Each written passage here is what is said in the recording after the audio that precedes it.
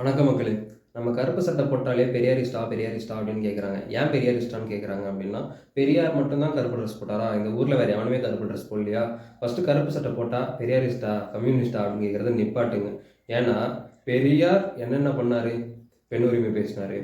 So பெண்களுக்கு சம உரிமை வேணும்னு கேட்டாரு. அப்புறம் சாதி ஒழிப்பு, மத ஒழிப்பு. சரி, மத ஒழிப்பு இல்லை, எனக்கு கடவுள் நம்பிக்கை இல்லை, கடவுளே இல்லை அப்படின்னு சொன்னாரு. என்ன ஓகேவா? இதுதான் பெரியார் சொன்னாரு. அது எங்கேருந்து வந்து சொன்னாரு? வெளியூர்லேருந்து வந்து இங்கே சொன்னாரு. ஸோ நம்ம பாரதியார் என்ன சொன்னாரு? பெண்களுக்கு முன்னேற்றம், பெண்களுக்கு சம உரிமை, பெண்களை பற்றி அவரும் நிறைய சொல்லியிருக்காரு. ஸோ சாதியை பற்றி அவரும் நிறைய சொல்லியிருக்காரு. அழகா சொல்லியிருக்காரு. ஸோ அவர் சொன்னதை விட அழகாவா நம்ம பெரியார் சொல்லிட்டாரு? ஸோ எத்தனை பேர் வந்து இப்போ சாதியை ஒழிக்கணும் அப்படின்னு சொல்றவங்களா இருக்கட்டும், எதை முன்படுத்துற பெண் உரிமை பேசுறவங்களா இருக்கட்டும், எத்தனை பேர் பெரியாரை முன் வச்சிருக்காங்க, எத்தனை பேர் பாரதியாரை முன் வச்சிருக்காங்கன்னு பாருங்க.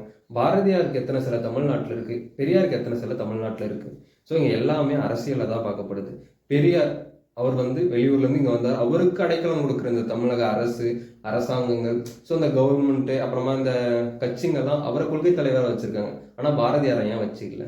ஸோ பாரதியார் தமிழ்நாட்டிலேயே பிறந்து இங்கேயே வளர்ந்து நம்ம மக்களுக்காக அவ்வளோ பேசியிருக்காரு. பெண் உரிமையா இருக்கட்டும், சாதியை பத்தியா இருக்கட்டும், நீங்க சொல்ற எல்லாமே அவரும் பேசியிருக்காரு. ஸோ இவருக்கு நிகர் இவரை விட நிகராக அவருன்னு கேட்டால் எனக்கு தெரியாது. ஸோ அவரை தூக்கி பிடிக்கிற இவரை தூக்கி பிடிக்கலாம்ல.